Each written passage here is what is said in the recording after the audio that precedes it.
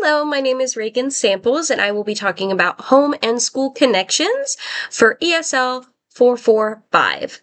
The first question is about culturally responsive teaching. It states, what are cultural influences on teaching and learning?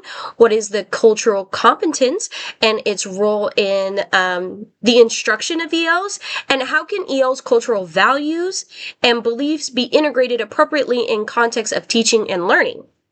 Now, I think cultural influences shape students' communication styles, learning preferences, and values, impacting the classroom's engagement and achievement. Cultural competence is a teacher's ability to understand, respect, and respond to diverse cultural backgrounds. It's really essential for supporting English language learners, or ELs. It fosters inclusive instruction by validating students' identities and bridging linguistics and cultural gaps. Teachers can integrate ELs' cultural values by incorporating multicultural texts, inviting family stories, and using cultural relevant examples, also adapting the classroom norms to honor diverse traditions. This approach affirms students' dignity, strengthens connections, and enhances learning by making content meaningful and accessible across cultural contexts. The second question talks about, what is the role of culture in the student's learning? How does the school and the classroom environment influence language acquisition? And what are steps necessary to create an inclusive environment? Now, culture shapes how students interpret knowledge, interact socially, and engage with learning. It influences communication styles, motivation, and expectations. In language acquisition, schools and classroom environments play a vital role. Supportive, inclusive, foster confidence and risk-taking. These are all essential for learning a new language. To create such environments, educators must build trust, honor students' identities, and use cultural responsive teaching. This includes integrating diverse texts, encouraging multiple language expression, and establishing routines that reflect respect and belonging. When students feel seen and valued, they are more likely to participate, persist, and thrive academically and linguistically. Now, the third question asks, what are some strategies for supporting and celebrating cultural diversity within instruction? What are some strategies for leveraging home language and cultural assets? Now, supporting cultural diversity begins with integrating multicultural texts, diverse perspectives, and inclusive classroom norms that honors students' identities. Celebrating cultural traditions through projects, storytelling, and visuals fosters a sense of belonging.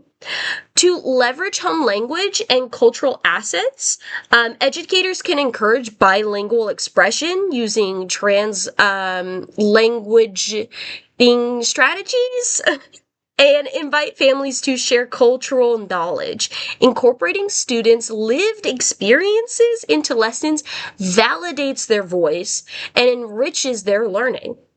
These approaches promote equity, deeper engagement, and affirms that every student's background is a strength.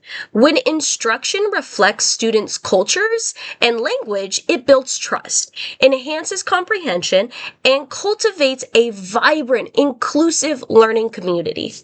Now, the next set of questions are about supporting the needs of ELs in the classroom.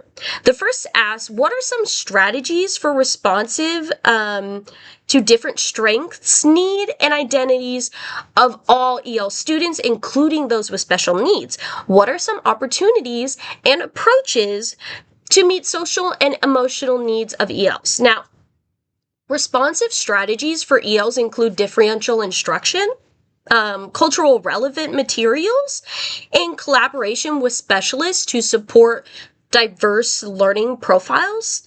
including those with special needs.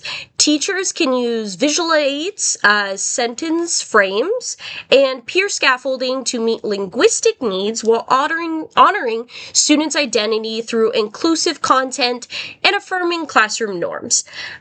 To support social emotional growth, educators should build trusting relationships, encourage multi-language expression, and integrate SEL practices in emotional check-ins and cooperative learning. These approaches foster belonging and resilience, especially for ELs navigating dual challenges of language and disability.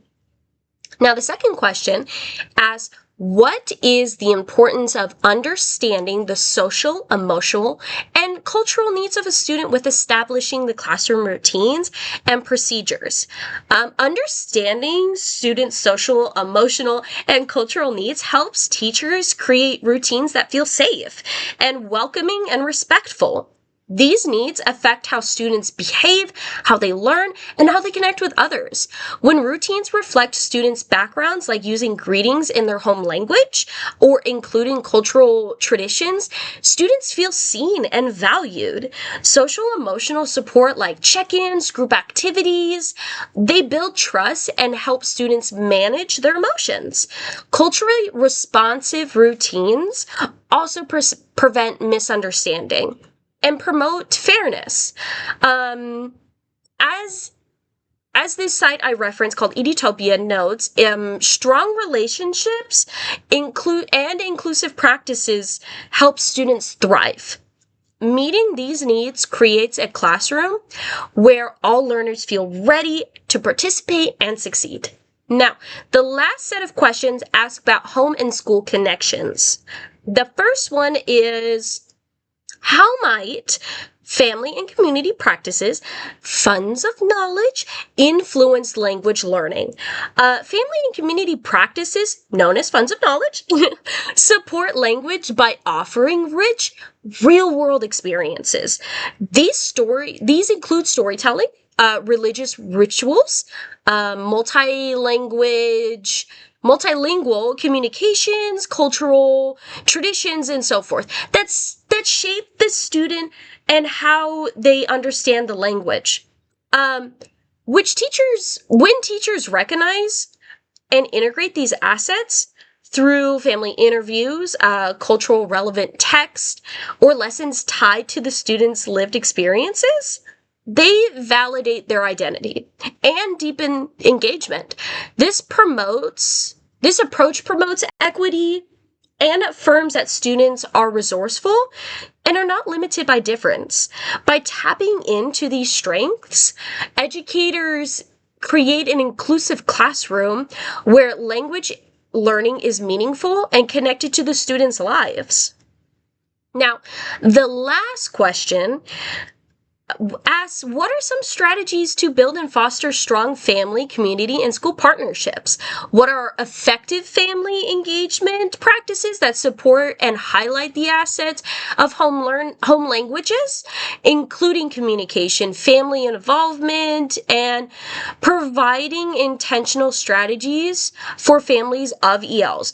And what are some inclusive community engagement practices? Now, building strong family, community, and school partnerships begins with trust. It begins with respect and inclusive classrooms. Effective engagements include multilingual outreach, family-led cultural events, and collaboration with community organizations.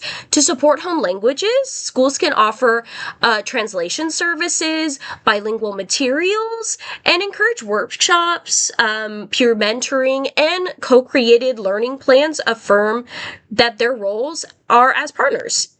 For EL families, international strategies, wood workshops, peer mentoring, and co-created lesson plans. Inclusive community practices, such as advisory councils, service languages, cultural responsive celebrations, strengthen belonging and they also highlight diverse assets.